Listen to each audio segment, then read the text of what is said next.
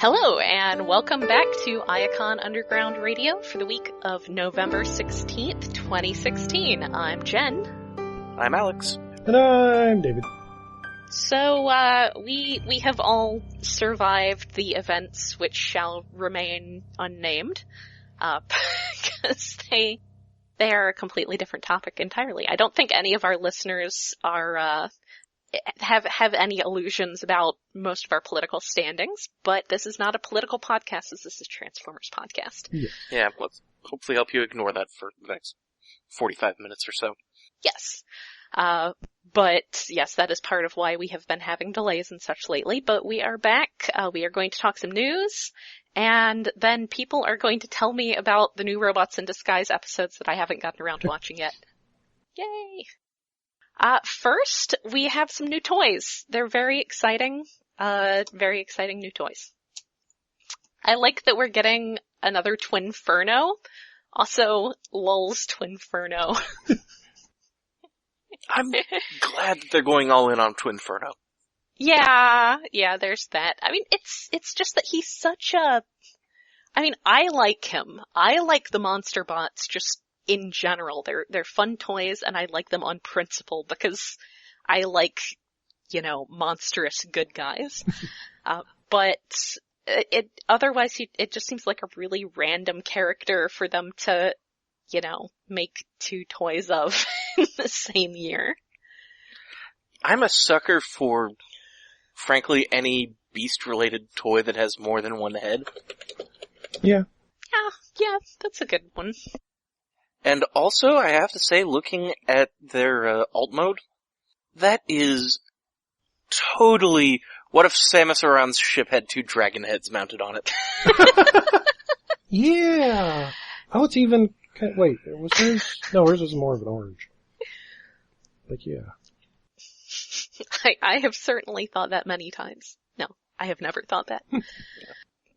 But yes, we've got a bunch of new Robots in Disguise stuff, and apparently Robots in Disguise is going into that whole, hey, remember G1 thing that, the rest of the Transformers toy line has been going in.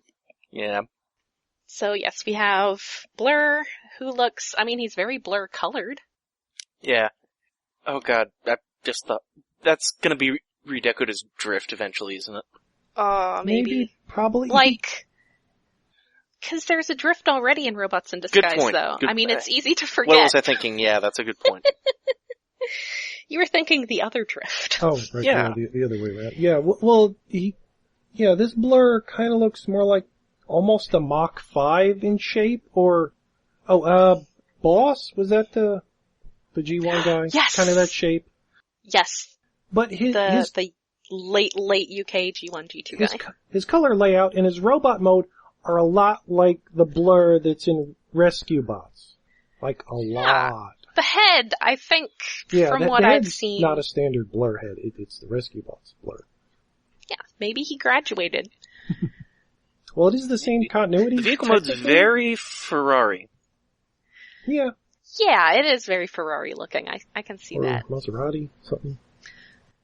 I'm specifically thinking of, looks like the 2003 era Ferrari Enzo, named after the son of the founder of Ferrari, Enzo Ferrari. Oh, yeah.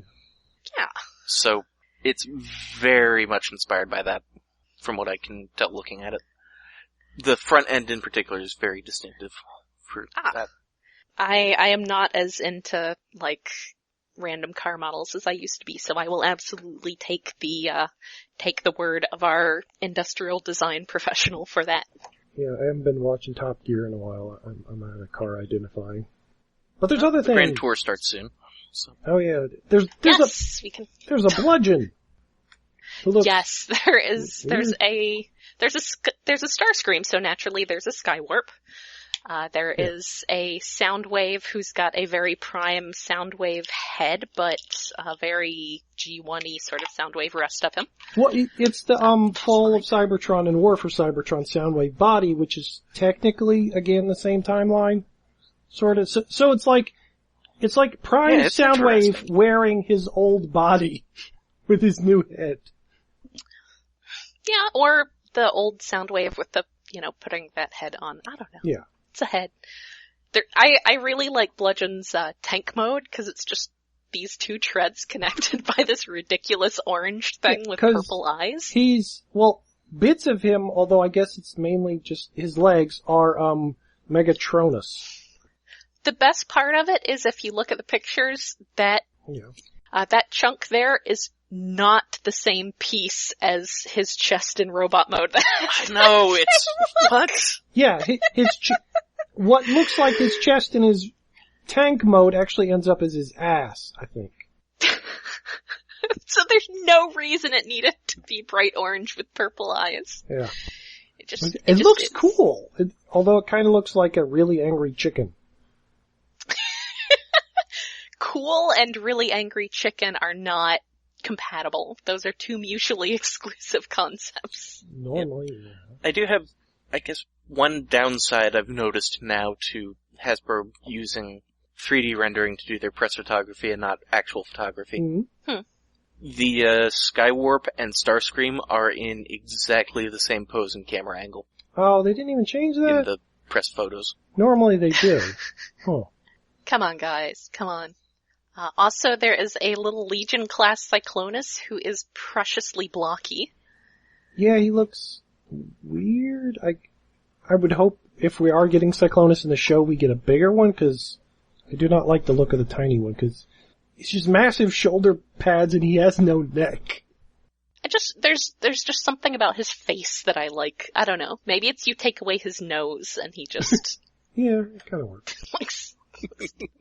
I love that I forget, I think it may have been there was some picture I saw on Tumblr at some point a year or two ago, that I forget whether it was done by an actual, one of the Transformers comic artists, but it was IDW Universe style Knockout, and it just was Knockout with a nose. That's honestly, how he is in the comic now. It's just, you give him a nose, and that's the only difference. It is cute that there's that one little thing. Okay, in other toy news, you can now be the proud orderer of a Lio Kaiser. Without using the phone. Yay, yeah, without using the phone. It is, again, an Entertainment Earth exclusive. We are, for the most part, friends. I don't know why I say for the most part. I think because I don't know that I'm speaking for everyone. We are friends with Adam Paulus from Entertainment Earth, and strongly support people buying from the people he works for. Yes, and there's a coupon, or I don't know if it's still available. Singles, I think it is, yeah. Singles to get free shipping or something. And some money off. Hopefully that free shipping is good, money active. off. Yeah. I ordered it the first day it was available. I want it so bad. Is it shipping soon? Did it say when it's going to be shipping? I don't know. I haven't checked my order status. Let me do that right now.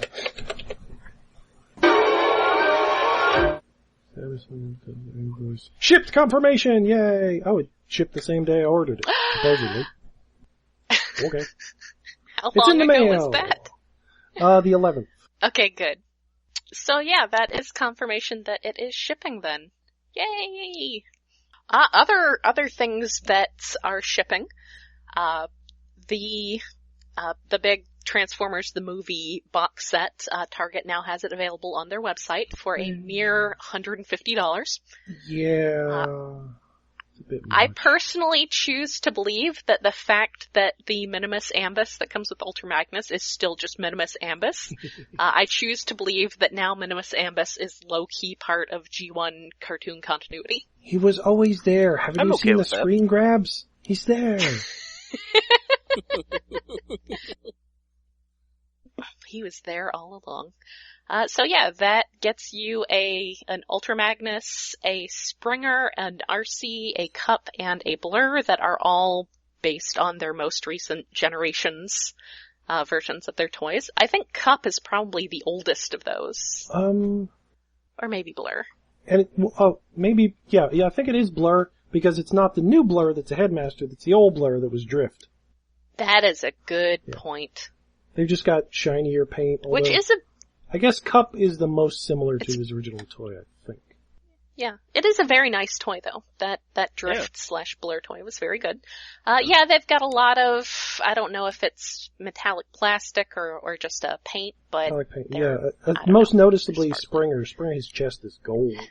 I was going to mention that there doesn't seem to be any on Cup, but that seems to be entirely appropriate for Cup because he's Cup.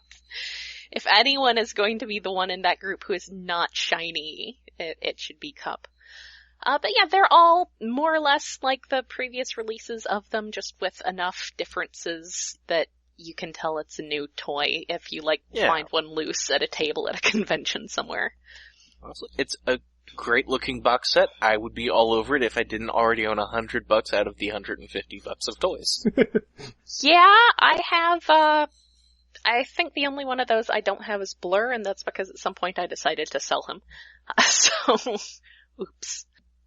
We also have, in further Beast Wars news, to go with your masterpiece Optimus Primal, there will now be a Optimus Primal statue. Ooh. You know. From some studio that like you do. Heard of. I don't think it's the studio that's been making the movie toys. Like the giant, what's his things, I think. But I haven't really been paying attention to them anyway. Well, he is a staggering 25 inches, which means he is just over 2 feet tall. He includes several heads.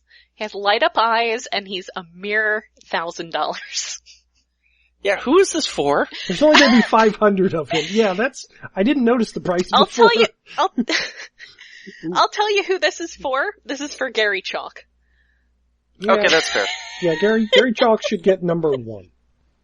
Other than that, it's for Gary Chalk and the rest of the staff of Mainframe circa 1996. Yeah. And Scott McNeil, I mean, he is standing on Waspinator. That's a good point. There's a Waspinator. That makes it more tempting, but no, I'm definitely not going to buy that since I'm still have yet to buy the Masterpiece Primal transforming toy. And that's a more reasonable price. I'm really weirded out by the fur treatment on him. Yeah, that's a little furry. Because, gorillas don't have that long of hair, really. No. So maybe on the back. And the also, not having that long a hair, the animation model, or the original toy. Well, no. So, the original toy is probably closest. Mm-hmm. Between the animation model, Masterpiece release, actual ape, and that. Yeah. Mm-hmm. But still, it's Yeah. I am noticing that so it's from Prime 1 Studio. It does have a Japanese Beast Wars logo thing on the packaging pictures that are being shown off, or at least the promotional pictures that are being showed off. So that's interesting. But yes, I think the market for that is mostly Gary Chalk. So unfortunately, Black Friday is coming up. Yeah? Yay? Sort of? Yay. Kinda. Now, I haven't really heard of any stores. I mean, in the past there have been stores that have gotten Transformers exclusives quite for Black a few Friday. Or at least repackages of toys like they'd stick two together in a box, just so it would be slightly new. Mm-hmm. They did a lot of that. Cybertron was around and a bit after that. Now, I haven't heard advertisements of. The only Black Friday I know of is the Transformers Collectors Club store is supposed to have a sale of whatever they still have left, which is a dwindling quantity. Just keep trying. I gotta get rid of it. It'll happen eventually. Yeah. They've got to sell it while they are still allowed to sell it, before they have to just buy out their own stock and sell it as individuals. But yes, they are having doorbuster pricing with limited quantities. I have to say though, like I said, no one here I don't think anyone has any delusions about our politics. Anything that keeps you from making those poor retail employees work on Thanksgiving is fine by me. So, this is an online sale. I preferably online. But I need a PS4! Well, okay, fine. Are they gonna be on sale anywhere? Like BJ's, Walmart, a few, very limited places that I found so far. So, Have to pick a place Like again. have them on a discount. Yeah, $50 or something. It's not a lot, but it's a little bit of savings. That's something. We have some art for the upcoming Optimus Prime #1. Yeah, which that comes is out going to be very soon. Probably next week. Yeah, it says at the end of the month, so next week probably, I'd say probably the Wednesday after Thanksgiving. But I don't know, we know those, as we have learned, those things can, change at a moment's notice. Yeah. This is the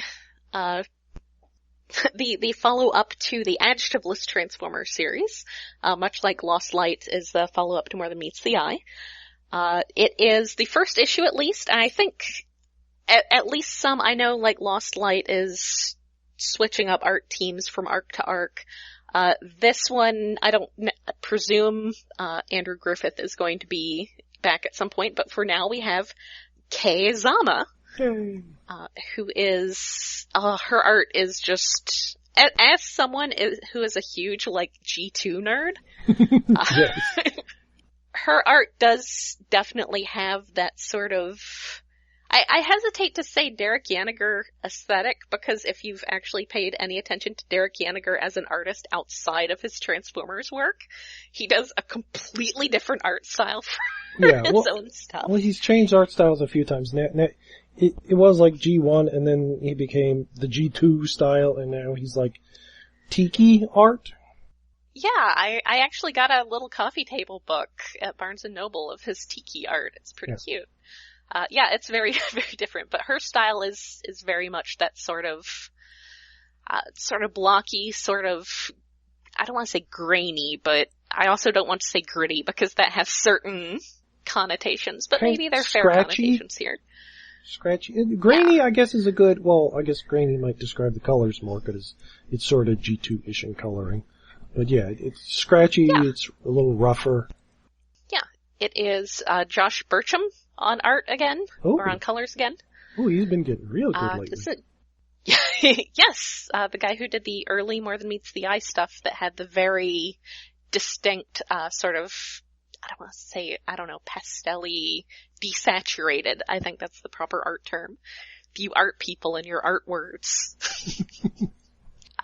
But yeah, this has a very, I think that his coloring definitely suits her art style because it's a very stylized look in a very specific way, and he brings a lot, it's got a lot of bright colors, this isn't just a duplicate of the work that he was doing on More Than Meets the Eye. It's not as desaturated, it's a lot bolder, it's a lot more like, almost like the Noise Maze stuff in Sins of the Wreckers.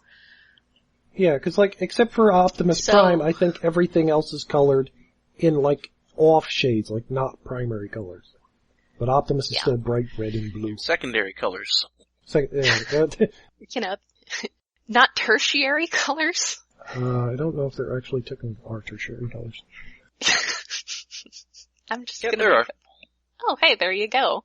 It's been a while since I studied color theory.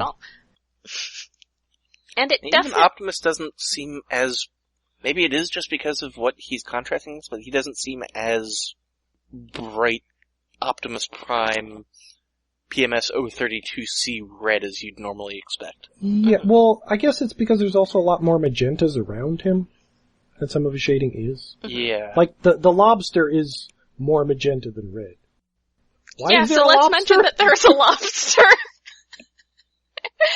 Yes, speaking of Sins of the Wreckers, it looks like some of our beast formers have joined up with some various Autobots. Also, one of the bullet trains, presumably from the old car robots in disguise, a sports car of some description. I think he's been identified by other people who are better at identifying things than I am. And there's what's it? The tape cassette, is it Roxana or something? The little pink female tape cassette is punching out somebody in a panel. Ah, that's amazing. Yeah. That's that makes me very happy. it looks like, just from the handful of pages, it definitely looks like, Barber is taking this in that very sort of deep political, more than meets the eye sort of direction, which is great. I haven't actually read it yet, if I'm going to. I've heard that the Revolution G.I. Joe stuff is actually really good in that same sort of way. So yeah, I am all for IDW taking this licensed stuff and making it, some effing art. Cause I love that. This is, at risk of using too much of my material for my someday future book, Optimus Prime Died for Our Sins, how Hasbro inadvertently created a generation's mythology. I think that, this stuff really is kind of our generation's mythology, and it's really cool to see it, taken this far, taken this seriously, and, it's our superheroes for a lot of people. People grew up with superheroes in the 60s and 70s. In the 80s, we grew up with Transformers and G.I. Joe. So yeah, I am all for art. Except I don't mean art, I mean literature. So yeah, I am really looking forward to that. And that is about all the news we've got for this week. And by this week, I mean like the last couple weeks, because it's been a slow news couple weeks in the Transformers world. And honestly, I've been trying to keep my Twitter usage to a minimum. Cause it's not good. Probably the safer choice. So guys, tell me about these new Robots in Disguise episodes. Okay, you know how Bisque is the best? I'm familiar with that, yeah. Thermidor is the best. Ooh, who is this Thermidor? I'm gonna pull up the wiki page so that I actually can see references for all this. Thermidor is a redeco of Bisque, who is voiced by Jim Cummings doing his best Pirate LeChuck voice. Aww. Yes. And whereas Bisque is the color, Bisque is amazing. the color lobsters turn after you cook them, Thermidor is the color of lobsters before you cook them. He's blue. So which episode is this first? Pretzel Logic? Pretzel Logic, yeah. Yes. Okay. I like a good, chocolate dipped pretzel. It's kind of, it was written by Will Friedle, he's the voice of Bumblebee, right? Yeah. He was also the voice way back in the day of Terry McGinnis from Batman Beyond. Yeah, so he wrote this episode, and it's well written, but it's odd because Grimlock ends up at a monastery with a monk who teaches him how to make pretzels to be patient. That's the plot of the episode. That's kind of adorable. Yes. I mean, it would be funny if the episode was just all about how great Bumblebee was, but... No, I think he does give himself some good lines, but it's mostly about Grimlock, a monk, and your brain is like, wait, does this mean Grimlock might convert to Christianity? What's going on here? So it's like a Christian monk then? Or a, well, your traditional Catholic old friar with the hair and the robe and the stuff. Okay, 'cause see, I don't know for whatever reason, but for some reason when I think monk, I immediately go to no hair and different robes, as in, Buddhist. So. Oh, no. So, okay. Yeah, this is definitely brown robes tonsure. Okay, okay. So, this is the with hair except on top kind of. Well, presumably not anymore. That was kind of a medieval thing. So yeah, that's interesting. Wow. And he has, was I misreading or was it kind of a Germanish accent? Yeah, I guess it's German or Austrian, somewhere around there. Just Germanic in some way. Yeah. I have to admit, I love obvious Jim Cummings whenever he happens. Yes. I'm a big fan.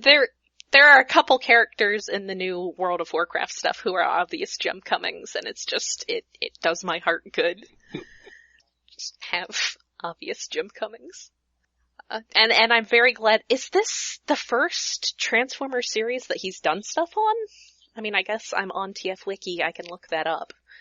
Oh, I guess he was Afterburner. I should know that because I didn't know that. But Technobots.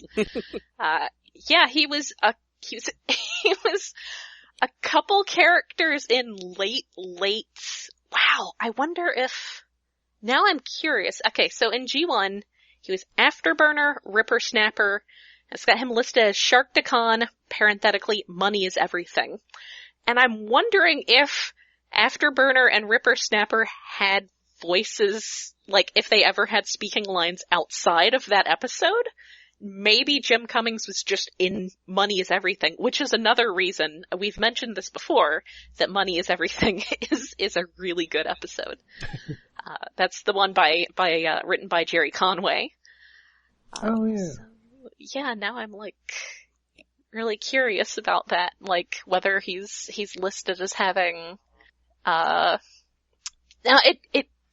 that's a different, yeah, it just has him listed as Jim Cummings, so presumably he was also in the one other episode New where, Brain. Yeah, I was going to say the one other episode where Afterburner has a line, which would be Grimlock's New Brain. And I think that's actually also the case with Ripper Snapper, because, you know, they have that whole, like, Superion Menasor little Autobot and Decepticon version rival thing going. So yeah, he was in, like, 2 episodes of G1, and since then he's been in Rescue Bots and Robots in Disguise. He's cool. I like him so much. He's in so much Skyrim, too. So much Skyrim. So much everything. Yeah, he's in a lot of everything. Also, I would like to point out that one of the characters he's in World of Warcraft is like, has this really super sad, tragic pseudo death that is just, he sells it, man. He sells it. R.I.P. Runus the Shamed. So, yes. I love Jim Cummings. Alright, okay, so tell me about things that are not Jim Cummings. Next episode, what is it called? Mighty Big Trouble, Claw Trap, the Crab Guy, Thermidor, Paralon, his goons, and Scatterspike. Mm-hmm. They get on a ship in the ocean with their minicons, go down, they find the Dark Star Saber, Megatron's old sword, in the bottom of the ocean. They come back up, their minicons run away, Starscream shows up, takes the sword, and beats the crap out of them. And then, and Starscream has, 3 bounty hunter henchmen, who are, they're remodeled, recolored, one's like a Iacon miner, one's a Insecticon, the other one I think is, who's the thespian guy? What was his name? I don't remember his name offhand, but I know who you're talking about. The big bulky guy. I don't remember if those 3 guys even have names in the show, the bounty hunters, but Starscream's here! He's the one that's been after the minicons. And they're afraid and... It's a surprise! Surprise! Aww. Also, this is, I think this is the, Robots in Disguise. Actually, I was gonna say, who voices, is he still Steve Bloom? I'm pretty damn sure, but I didn't actually check. Let me look. I think it's still Steve. Because the other thing that I saw was that one of the Aerobolt, one of the minicons, is Steve Bloom. Yeah, I think somewhere trying to check series is difficult because it goes right to Prime Starscream, so. Yeah, I don't see anything saying otherwise under his name there. Yeah, Prime Cartoon, it lists voice actor, and then it doesn't list voice actor under Robots in Disguise cartoon, so I would it's gotta still be Steve presume Blue, that means in my head it still sounds the same, so unless my memory has gone to shit in the last 2 days, it's still Steve Blue. Mm-hmm. Yay! Steve Bloom. Also a great, this is just gonna be the geeking out about voice actors episode. Which I would like to point out is, now, has that strike been resolved? Oh, the video game voice? Not to my knowledge. Don't know.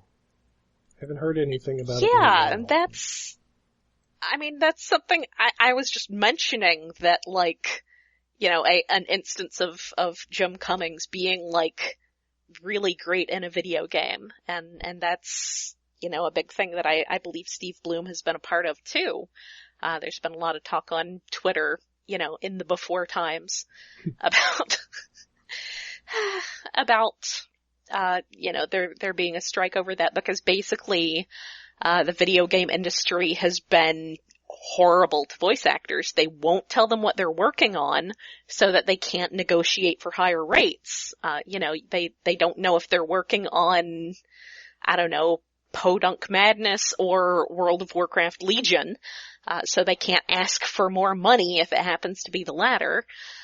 And they're just not, and they're not given enough time for all the screaming they have to do, and yeah, it's not cool. They're on strike. I support them 100% because they should be treated better. They're awesome. As of hours earlier than this recording, yeah, they're still apparently on strike.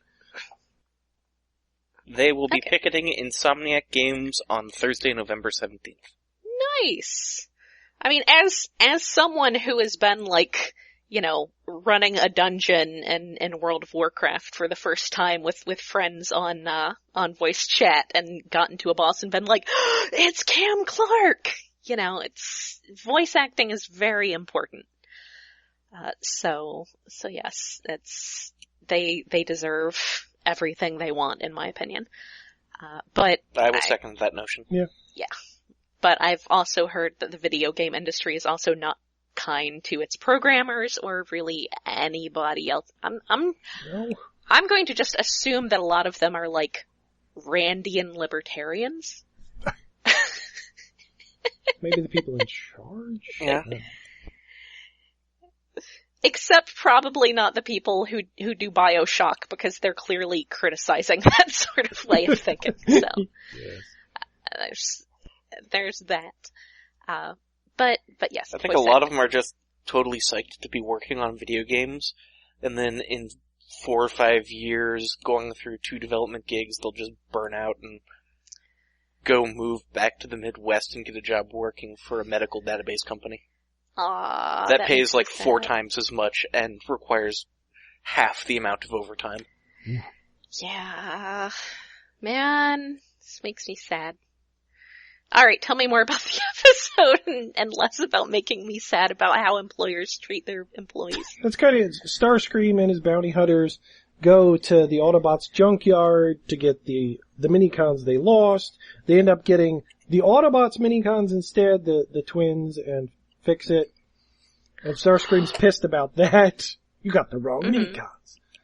And that's... Precious babies. That's about where the episode ends. Oh, Optimus Prime returns at the end of the episode, too. It's a setup for the next episode. Oh, Yay, so it's cliffhangers. Yay, it's a cliffhanger. Is it actually, I mean, I guess from the title I can tell it's not officially a part 1. No, but it's basically so part 1 of kinda neat. 3, I think. I guess. Oh, okay. So it's not that they have embraced serial storytelling, it's just that this is just a multi-episode arc. It's an unofficial part 1 of a 3-part story, kind of. Okay. So we are Fox not Kids can later air it as The Return of Starscream Part 1. Yeah. Yes. Or Minicon War. Yes, Minicon Wars. They have not embraced Beast Machine style storytelling yet. I mean, presumably they're not going to. That seems like part of the whole mandate with Robots in Disguise being that little bit, you know, younger geared is probably more episodic storytelling. Yeah. 'Cause that can be hard for kids to keep up with, you know, actual children. Well, it's more hard to keep up with anything. Yeah, that too. Yeah, which is sort of interesting because we're sort of leaning towards TV shows being, being consumed in blocks and runs, the whole binge. Netflix and chill. Way of doing things. Yeah. I think I've made the joke about the last time I tried to Netflix and chill. It ended in tears because we watched Madoka Magica. It's an industry-wide change that's made sense for quite a while with the proliferation of A, cable, and then B, streaming services and DVDs and stuff like that. Yeah. What used to be a gimmick that you could use for budget daytime programming that's just having heavy continuity, but you couldn't use for primetime television because if you missed one episode, you'd be just completely confused. Mm-hmm. Now, continuity is just a selling point for getting you deeper into the show, and if you miss an episode, well, you can just go buy it on iTunes for $1.99. Yeah. If you forgot to DVR it. Yes. Or go buy the entire first season for $20. But I would say with something that is for, the, I guess, age group, 7 to 10 crowd or whatever, it's probably better to keep it episodic. Well, yes and no. You want them to be able to jump on at any point? Yeah. Mm-hmm. But honestly, who better to jump into something that is just this whole world of continuity to absorb into their head and make the most important thing in their life than a 7-year-old home for summer? Yeah, there's something to be said for... I have definitely heard stories. Mainlining a child on 13 episodes of a series does sound kind of like a good idea, and something I really would have done as a kid in the summer. Yeah, give it to me. Honestly, that's something, to get into the marketing side of things. That's something that I've heard my mother complaining about regarding her grandsons is that Amazon Prime, their streaming service, will have partial seasons. And apparently that is really, really frustrating if you have children because, suddenly little John or Will, because my sister names her kids boring things, really want to watch the next episode and they can't because it's, you have to buy the rest of the episodes. And that's kind of a crappy thing to do to parents. It's crummy to do to anyone, but especially parents. Yes, because at least if you're an adult, you can understand that, you're making the money decision. It's not your parents having to say no. I'm torn on that because buying single episodes, that would be annoying, but a small block as opposed to buying a whole season at once, it's kind of like 3 or 4 chunks for a season, maybe. I don't know. Well, that's the problem is that the first several episodes, it's your first one's free, basically. Well, yeah. The first several episodes will be available free streaming. And then it reaches a point where you have to pay for later episodes. Annoying, but there are worse things. Yeah. Apparently that's very annoying if you have, kids. Yeah. Netflix. Put everything on Netflix. It works. I agree. Put everything on Netflix. Yep. So, is there anything else we need to discuss this week? I think that's about it. Yeah, pretty much it. That's all I got. Yeah.